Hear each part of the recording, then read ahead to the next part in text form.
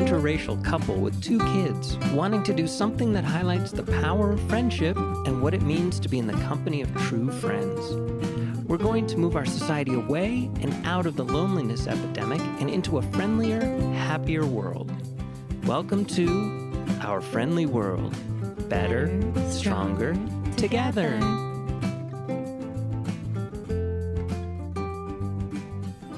Here we go.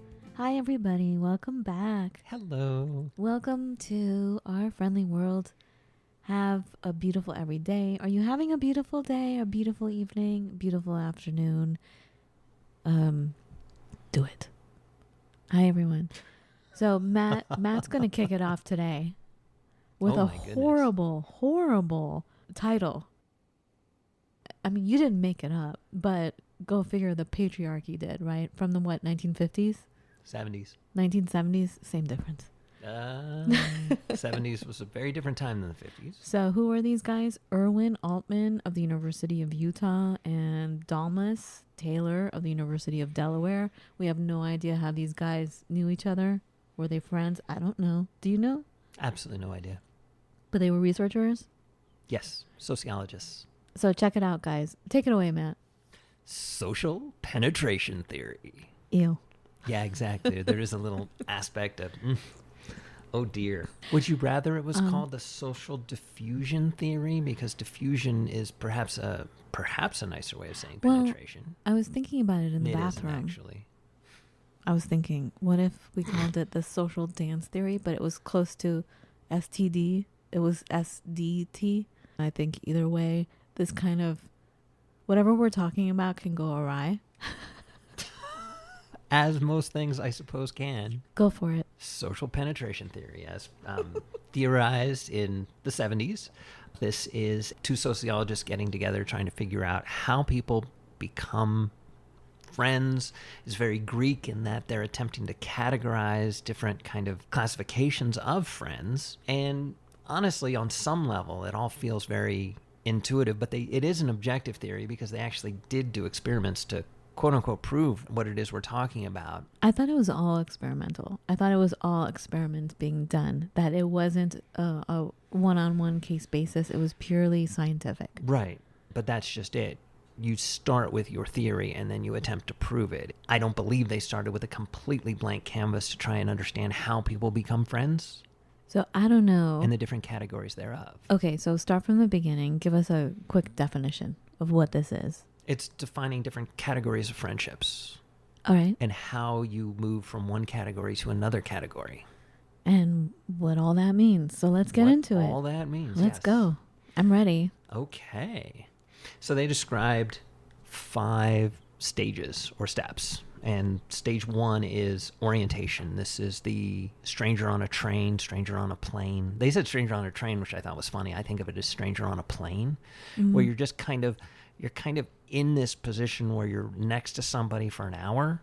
And if you start the conversation, it's the types of things you usually talk about. So it's very small talky. It's very non-intimate. And they have this whole theory of people are like onions, and I do too, but people are like onions, and what you see on the outside is the simplest kind of non-subjective things. Like you see if somebody's male or female, you see what race someone is, how tall they are, that kind of stuff. And that's the kind of initial things you get into with small talk. You know, where are you from? These aren't opinions. These are just things. So this is the first layer. This is called the orientation stage. And Orientation stage. It's the onion. No, this isn't the onion. This is not the onion? It's the internal personal stuff. It's where it gets weird. So how is this different than the onion? Okay, are you going to get into that? Are you going to explain how is what you're just the 5 stages? The onion is you. The stages are you and someone else. But isn't that the layers of the onion? Well, it's what you choose to reveal about yourself. All right, never mind. Yeah, and it's all it's all messed up. Okay. Anyways, let's keep going. Okay. So once you get past this orientation phase, I think we all have a fairly keen understanding of what that is. I don't, because I don't have small talk. So when we talked about this, I said, well, this is how I operate. And every single time you're like, well, it doesn't include you. because you said I'm weird like that. Yeah, and that's the problem here, folks, is there are moments in time where I think I very much fall into the quote-unquote standards, but Fawn rarely does. Which is a problem. Is it a problem? It's hard for you to understand how other people process. Right, it is. So I don't have small talks. Orientation stage for me is I scan the person and I can feel their entire life history and I'll get into it immediately. The stranger on the bus or the train or the plane. So that's first stage for me, but I don't count. So I'm just going to try to be quiet. So, okay, what is small talk, honey? Explain to me. Well, what is that? Okay, stranger on a train. Where are you coming from? Where are you going to? What are you going to do there? That's small talk. That's small talk? That's small talk. Is small talk also the weather? Yes, small talk is the weather. Is small talk, how about those Mets? Yes. Okay. All right, go on. Yeah. I'm sorry. Oh, I don't follow baseball. It's like there's no judgment there. It's very fact-based, kind of back and forth. And if somebody offers an opinion, it's not going to be, odds are you're not asking about your deep-seated core beliefs, and they're not talking about their deep-seated core beliefs. Because you're not invested. You don't, like, there's a total division. Right. Okay, got it. It's rare that small talk leads to somebody trying to convert you to Buddhism or Christianity or whatever, because it's small talk. You're just hanging out. Okay. So then they describe the next phase as this exploratory effective. And again, welcome to sociologists. They love sticking big words that seem like they mean a lot. It kind of means the next phase. Okay, so it's called what? Exploratory effective. Effective with an A. With an A. So I always have to look this up. Affect versus effect. Affect with an A, A-F-F-E-C-T, is a verb. Effect is the noun, and it's it's the consequences of an effect. So effect is the outcome of an effect. Does that make sense? Yeah, it does. Affect is a verb. Effect is a noun. But on some level, it doesn't matter. These are just words that they chose to attach to the next stage. Well, then, if you're going to think about it like that, nothing matters. Who cares? Everything is just words and numbers. There you go. Why are we even here? There you go. I'm with you. Okay, but step 3. Oh, wait, is this 3 or 2? No, we're on 2. I'm sorry. So this one is called... Why are we talking about... I thought 3 was effective. Don't jump ahead, woman. I'm sorry. We're on stage 2, which is Exploratory effective. Sorry. Thank you. I'll be quiet. This is what happens when I attempt to lead the show, folks. Zing. Anyways, so this is where you start to get more real with each other. You are more intimate. You can get into moderate topics. Now, there's a lot of hot button topics right now that people won't touch, particularly kind of red versus blue topics. This isn't those types of things. This is... Yes, go ahead. Explain to me what this is, because obviously I don't know, because I'm uncouth in that manner.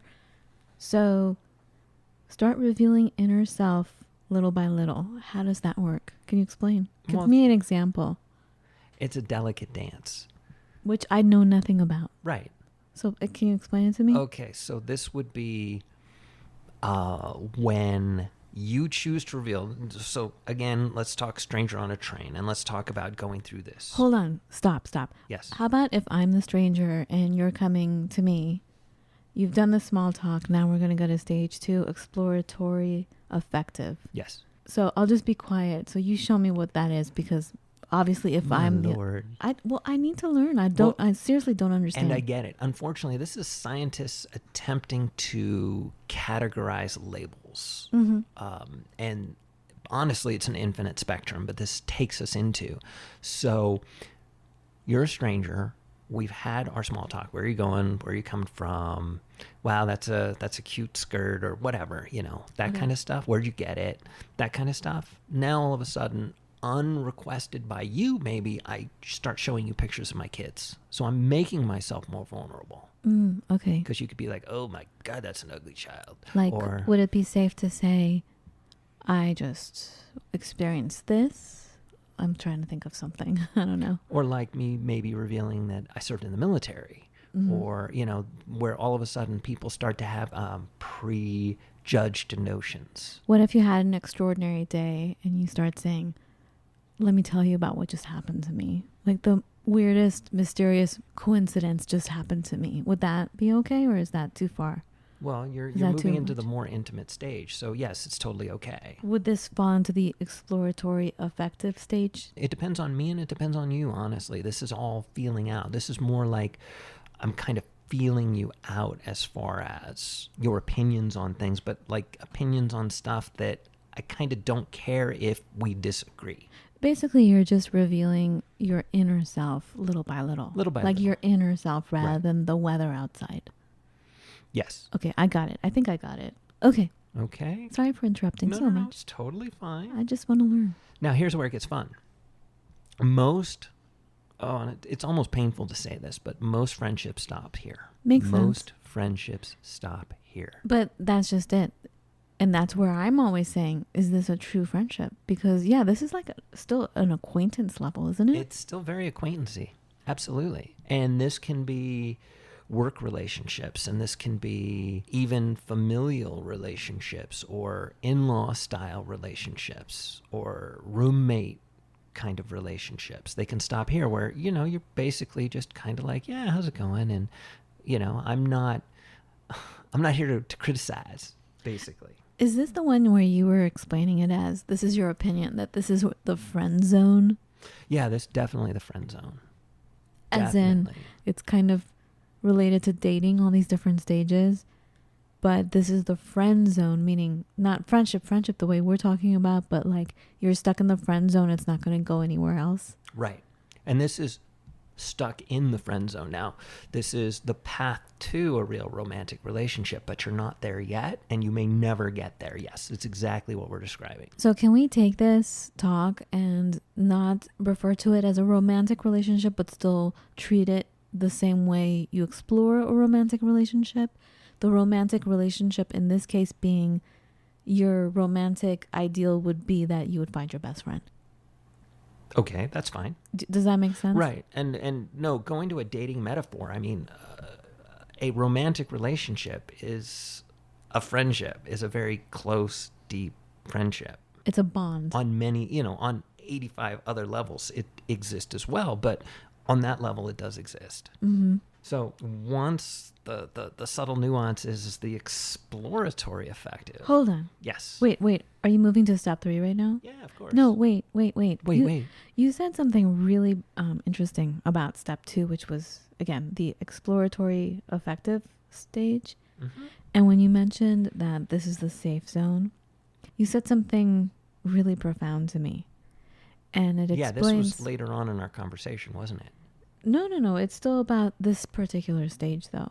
I know, but... But you said this is where people can't hurt you. And I think... Point. Yeah, and absolutely. I think that's why people are afraid to really reveal themselves and to have true friendship. Because it does require some work to have a true friendship. And that work could be revealing yourself. Well, yeah, right? you have to make yourself vulnerable in order to really deepen a friendship And I think or a relationship. the fear of being hurt keeps people at this superficial stage. Absolutely. Can I call it a superficial stage? We don't want to call it a superficial stage, but yes. Okay, I'm done. So, okay, stage 3? Yes. So exploratory effective, in their minds, can turn into the effective stage. And again, this all, to me, there's infinite levels of nuance and subtlety and a million other things, and you can drift in and out of different stages at different times and all the rest of it. So this is effective. So with this an is just A. a straight up effective, stage 3. And this is where all of a sudden you start really getting criticisms and you start arguing about aspects of your core beliefs. Because this is where you've now shared your personal and private matter. So you're starting to share the things that you hold more deeply, yes. And this is where you said criticism can Criticisms totally and come arguments. in. Yeah. So and it you doesn't have sound argument. very friendly, does it? It makes sense though. Remember when we had our first big fight and one of our friends congratulated us. Congratulated you. I didn't hear about this But until you were later. there. Weren't you there? No, I wasn't. I thought you were there. You? She congratulated us and said, well done. Now you can move forward. Well, yeah. And I said, what the hell are you talking about? It's over. And she said, well, now you've had your argument and your criticisms. Now I can see what she meant. Like, we moved to stage 3. Well, yeah. Well, honestly. Because we didn't want to separate. Even though we have these criticisms and arguments. Right. Well, and the other thing that you learn about the other person is how they fight. Oopsies. When I always describe this to different people who are just getting into a romantic relationship, it's like when you do have a big fight, do you throw everything you can at the person to hurt them? Are you taking every piece of knowledge that you've ever learned about this person and you just want to hurl it back at them and hurt them?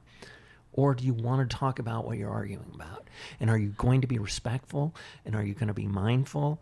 And are you going to not go for that? Because there is literally, and I believe this, every single relationship that I have, with the exception of my wife, because I think we have a very different, much more evolved relationship. But I think in every relationship I have, and that includes, the boss I just met a week ago, to the grocer up the street who checks me out, to friends I've had for years. Checks you out?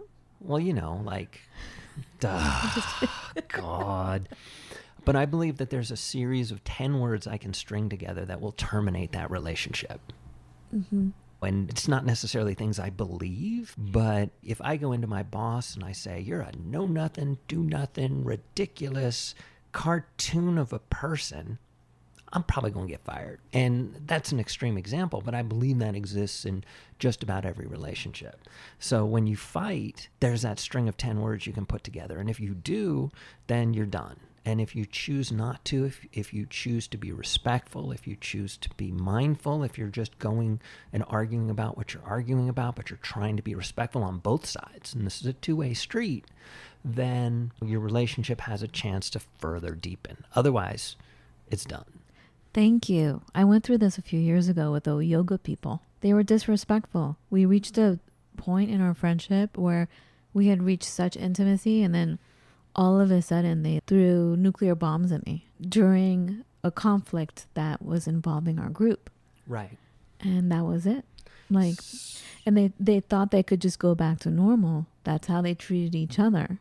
They could throw out these destructive words, but in their own families, they would just get on with it and never express any kind of communication about why that was said. They just pretended it wasn't said. Right. And again, familial relationships, in-laws, people you work with and are going to continue to work with, because I just described a scenario where I would stop working there, obviously. They're different and they don't follow these rules, because in many ways you're kind of in prison with them. And your only choice is to sever all contact or figure out how to make it okay. Got it. And yeah, I'm not a figure out how to make it okay kind of person. Effective relationships actually also lead us into, this is where romantic relationships can begin, which is kind of fun. So yeah, that makes sense. When we had our arguments, that's when we developed our marriage, actually. Well, right, it doesn't have to be predicated on a fight. I mean, you don't have to duke it out, and you could have deep-seated friendships or deep friendships with people you've never argued with. You can balance the criticism. It's a bellwether, though, of things, because you're now throwing out things that might be controversial. Right. And if you can maneuver it without getting burned, I don't know how else to describe it. Right. But if you can handle the criticism and the arguments, and the relationship still survives or flourishes, actually. Right. But this also leads us to why people who agree on everything can have deep friendships, because they can reveal all these inner things about themselves, but the other person is basically in the exact same boat, so they reveal the exact same thing. That's kind of boring, though. I'm not going to argue that. I would prefer to have people that I totally don't understand for a little bit, Because I want to grow like that. Sometimes friendships are just a case of two people who just agree on everything. And there's nothing wrong with that. You know, maybe they grew up in the same small town and lived there for 40 years. And I just don't think you can grow as human beings like that. You can't stretch. We're talking about friendships. We're not talking about personal growth. Well, for me, friendship and personal growth go hand in hand. And again, see, but that's me once again. And this is tricky because I'm not going to disagree with you. On that level, I agree on many levels, but I can have a friend who I just agree with. There's nothing wrong with that. I dig that. I don't know. That to me is just an acquaintance, though. You know, no. What if, like, we always talk about this, like how people get in trouble because they're surrounded by yes men or yes women. Yes, yes, yes. Yeah, but you just want to agree all the time. To me, that's different. Okay. You know, a yes man is someone who says yes regardless of what they believe. But it's the same outcome. If both sides are constantly in agreement, then everything outside of that agreement is other. And therefore you have separation. Therefore you can't have a society that can easily dance together. That's a problem. Yeah, but I'm not talking about all friendships should be this way. I'm just saying it's okay to have a friend who's just like you. Okay. Or even many friends. It just, you get into a mindset of too much self-belief that you're right if everybody always agrees with you. Next. Next. So that takes us, okay, so we started orientation, then exploratory effective, then effective. And then the next level. Number 4. Stable. Which, wow. It's a place where things are just on the level. I mean, they're really not. But now you're in a place of honesty, like almost complete honesty, spontaneity. And I think most importantly, you've gotten to a point where you can predict your friends' emotional reactions to various, to be scientific, stimuli, but to various things that you might bring up. Again, this seems kind of superficial, but it makes sense because it's... Well, you know the person now. This person has chosen to share a lot, if not all. I don't think we actually ever share all of what we are, but they've shared most of what they are with you. Wow. And you've shared most of what you are with them. I'm sorry, I'm going to interject, but like every single one I have a major disagreement with right here. Of course. Because I don't think, first of all, but you're right. Like you were saying, what did you call me today? Wait, hold on, what was that? No, stop it. What did you call me today? You said, what did you call me when I said, you said you don't count. I did say you don't count. Yes, I did, like, folks. Whatever.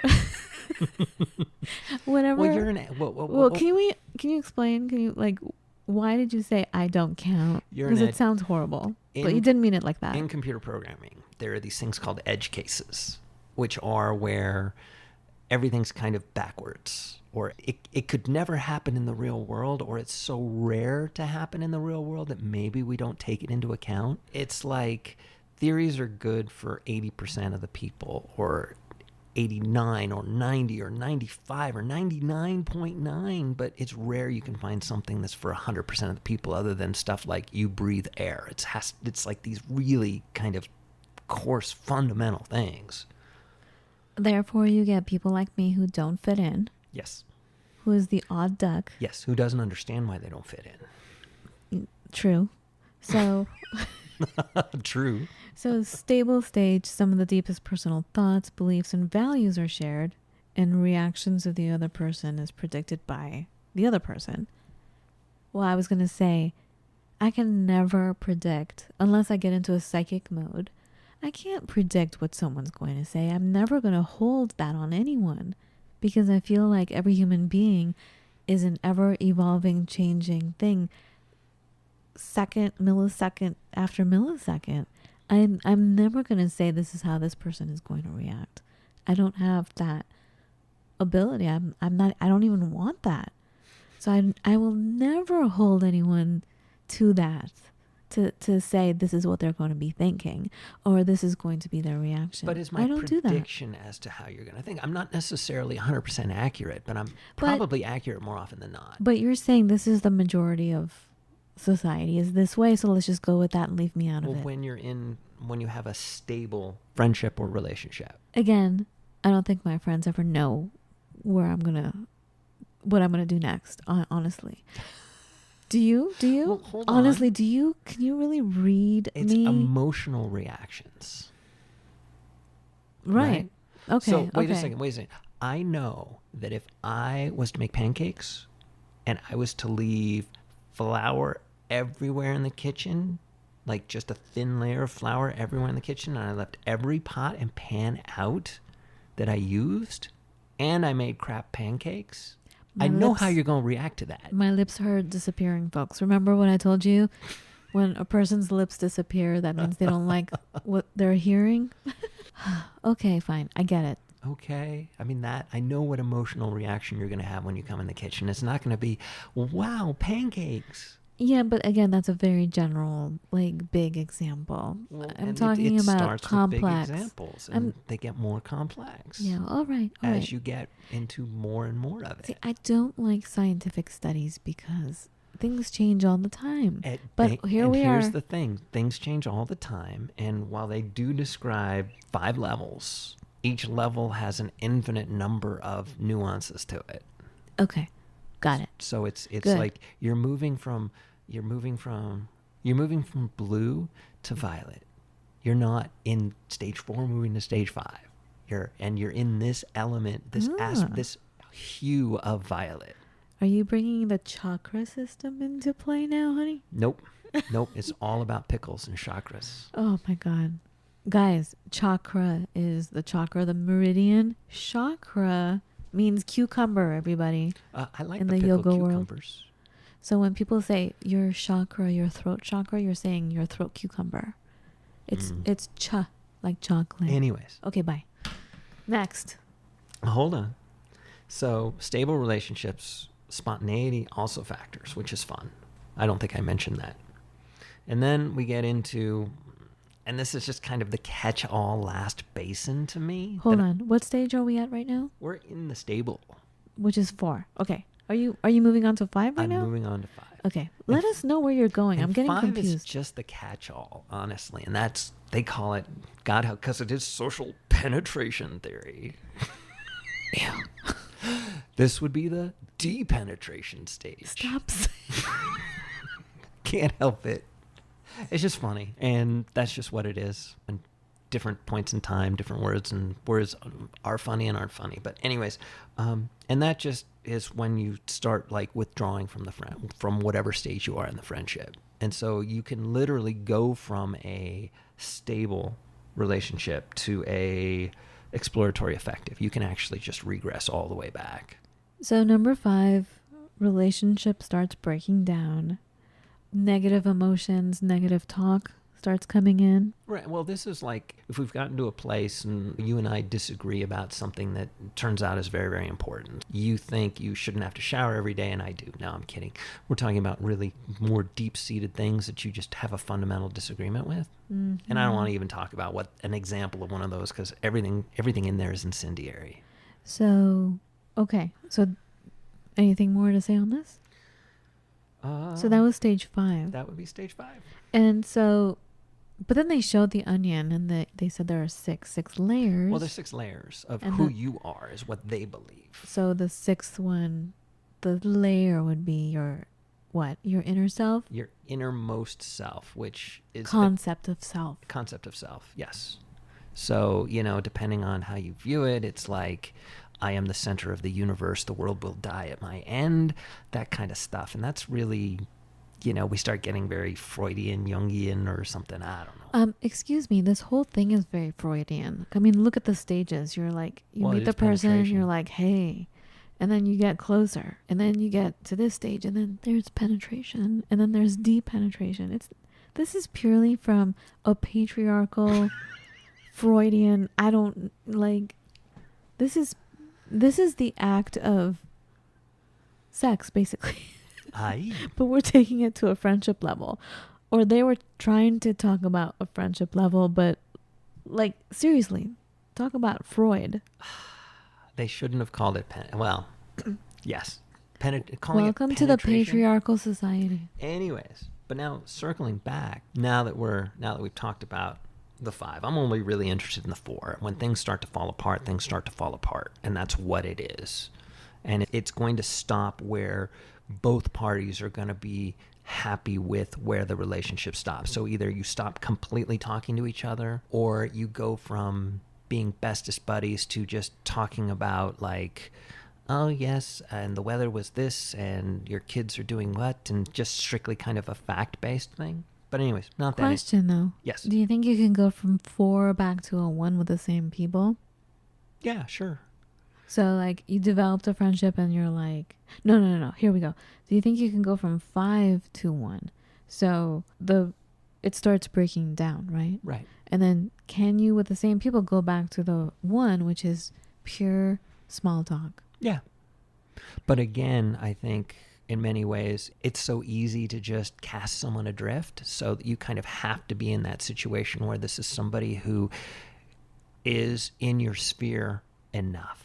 So you have to like play nice. So maybe this is someone in church. So you see them in church every Sunday and you talk before the sermon begins. You know, you talk before the service begins, and you talk for 5 minutes when the service ends. I can also see it with friends though. Like with major friends who have known each other for years. Life happens, things happen, the world changes, and you find yourself going in different directions. And you have fundamental disagreements. And you don't want to give up this beautiful person, so you go back to small talk. Maybe. I can see that. I mean, I can't handle that, but I can see that happening. Well, not for me, but... What do you mean not for you? Oh, no. Are you making fun of me? I'm making fun of you. I didn't get it. If they have to ask, you've blown it, folks. Thank you. Anyways, now what's interesting is, again, in their postulating, they postulated that the orientation phase and the exploratory effective phase require proximity, require you to be close to that person. Now, in the 1970s, being close to somebody meant actually occupying a similar physical space. It involved... you're in the same carpool group with your kids, you're attending the same karate class, you're, again, in church. I mean, you see these people frequently. But what's interesting is the world has evolved from this state. Evolved or devolved? Yes. Yes to what? Both. Okay. There are things that have gotten much more better, and things that have gotten much more not better. Much more better, babe? I did. Oh my God. Getting Orwellian today. What happened? Okay. So what's your point? Well, I wonder what proximity really means nowadays. Yeah, the past week we've been talking about, is Zoom proximate enough? I was talking to some friends and they were arguing with me about, well, I don't think there's an epidemic of loneliness, so I don't see your point. And they were saying that their case is that the last 2 years, so many people have become friends over Zoom. So have I. But their theory is that means the end of the loneliness epidemic is here.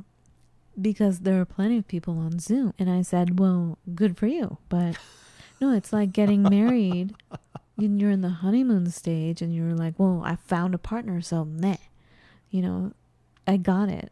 But then what happens when you get into the deeper realms and you have the arguments? Do we as a society truly have all the tools? Do we really understand the art of friendship to know how to maneuver and dance and move through together through the arguments and the disagreements? Just because you finally found a friend. Great, that's wonderful. I just think that our society really needs to take a good look at the art of it all and understand how to maneuver and how to really hold someone's beliefs and not let it shatter you. Do you know what I mean? But yeah. let it surprise you and elevate you and expand you. Absolutely. No, absolutely. But it's kind of weird. I was approaching this much more superficially. I was just talking about whether or not proximity, if Zoom, social media, email, messaging is sufficient to kind of negate this whole 1970 style view of what proximity means. I mean, does that mean that you're in proximity to one another? I say yes. I say yes to a degree. I think after a while, though, I totally want to be with people in person. I definitely have people that I consider sisters, and we've been on Zoom for two years, right? Because we're all scattered around the planet. I cannot wait to get together with them. But I have to say, I would say yes, Zoom is definitely being in the same room. Okay. But it's also, you can look at it at a spiritual level. If you're connected, if you have that kind of connection, that spiritual connection, it is being in the same room. Well, and here's where it gets fun, because we're talking about I'm talking about the first two levels of a friendship or a relationship, which is orientation and exploratory. The term exploratory effective, which is where you're still not sharing the core fundamental beliefs. They believe that proximity is important. Now, where it gets interesting is proximity is not important for the later two stages, effective and stable. However, they require effort. They don't require proximity, whereas stage 1 and 2 require proximity but don't require effort. And by effort, I mean like you have to stay in contact on some level. You have to come up with some way of staying in contact with that person, some way of staying connected to that person. It's very light. This is where the advice would come in from my older friends when I was dating. Keep it light. They would always say, don't reveal too much on the first few dates. Keep it light. And I think that's where the 1 and 2 are, correct? Absolutely. You're not going deep and heavy and philosophical about anything. Right. You're just have a good time. Yep. But you can totally have a good time and be deep. But you can totally have a good time and be deep. But it's easier early on when you're starting to discover things about the other. If you don't start by going super deep, you start by talking about favorite TV shows and favorite musical styles, and that starts to lead you into an argument about maybe political beliefs and other more deep-seated things. What's interesting is this social penetration theory came in the 70s, and there's an even earlier theory. God help us. Now, this one, fortunately, isn't so poorly named. It's called the social exchange theory. Yeah, I like that much better. Yeah, and it's bred from the 50s. And what's interesting to me as a computer programmer... What? It's bread? Bread out of the 50s. So it's... Oh, like bread? Like to eat? No, B-R-E-D. Oh, okay. Not B-R-E-A-D. So it's born out of the 50s. It's probably born out of the late 40s, but that's a whole other story. And this is, as a computer programmer, this is the days where computers were so fascinating. And they almost describe our interactions like computer programs, because a computer program can model a specific part of the world. So it's a convenient little snippet. And they start talking about like risks versus rewards. And they talk about, basically risk versus rewards and why we choose to do thing A over thing B. And it's very terse, and it's very... almost like, if this action, then that action, always. So they talk about this whole concept of a success proposition, which is, if I'm rewarded for a given action, I'll repeat it. So as a baby, if I giggle, then I get thrown up in the air or whatever. My parents clap their hands. So I know if I giggle, that'll happen. But it all seems like there's so many environmental factors to it that things become tricky. But this starts to... kind of dictating our behavior. So if I'm in a relationship with someone, I know if I do X, then I'll get Y back. And it's very transactional. Okay. Are you ready for my theory? Do you have anything else to add? Well, not to the success proposition of things, but then they talk about stimulus. And that's kind of the other counterpoint, it feels like, to the success proposition, which is the more often I get a given stimulus, the more likely I'll respond to it. I'll do something about it, which is interesting. And again, it kind of refers to us as this kind of one-dimensional critters, but it's a convenient way of looking at things. And then the last one, which destroys everything I just said, is the more often I receive an award, the less valuable it becomes. Let me know when you're done. I'm done. All right, so here's my theory. I just came up with it. Originally my theory was we have a problem with friendships and relationships because of the nuclear family, because of the way that we decided, especially within our culture here in the United States, because of the way we work, because of the way we have to make a living because of the way certain values came into place. Like, you know, a job is more valuable than a relationship because I have to feed the family. Right. So I'm going to go over here. I may not see you, but I'm providing the family with food and shelter by working over here. Mm-hmm. And that's totally acceptable because you have a job to do. You can't come over for Thanksgiving. Oh, that's okay if it's a job, but it's not okay if you don't feel like it. Do you know what I'm saying? Mm-hmm. The way we treat our children and our elders in our family, the way that society was structured because of the way we have to make a living, the way that children are born and immediately placed into daycare, the way that elders reach a certain age and they're put into daycare. That separation, I think the loneliness epidemic stems from that. And it's not just a loneliness epidemic, but just like looking at relationships. That's where it comes from. The way we treat ourselves, the way we treat family, is the way we treat our friends. And now listening to this social exchange theory, I think, what did you say it came from out of the 1940s and 50s? Yep. It's interesting to me because what they are valuing here is costs and rewards of relationships. Yep. And when you go back, like our foundation for what we're talking about here with friendship is Greek, and it comes from Aristotle. It comes from Aristotle's Nicomachean Ethics. When he talks about friendship, he said there are three kinds of friends.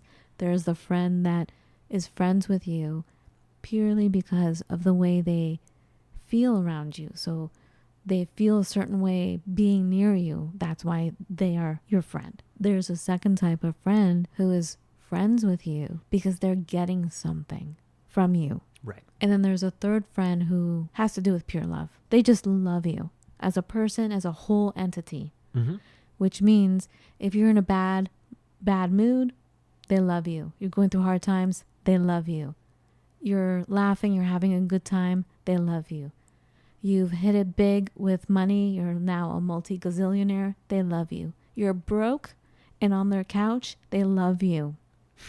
That's the number 3 friend. Right. You can morph and transmorph in any shape and they love you. That's the number 3 friend. I think here with this social exchange theory, where there is such an emphasis on costs and rewards and losses and gains, this is, I think, where our society went into trouble, because this has, subliminally or not, has become the norm, or the means to success is always looking at the losses and the gains in a situation. That you look at everything in life as, is it going to benefit me or not? And I think that's not a good way to look at things. Well, you also have to take a look at the world of the ancient Greek versus the world of now.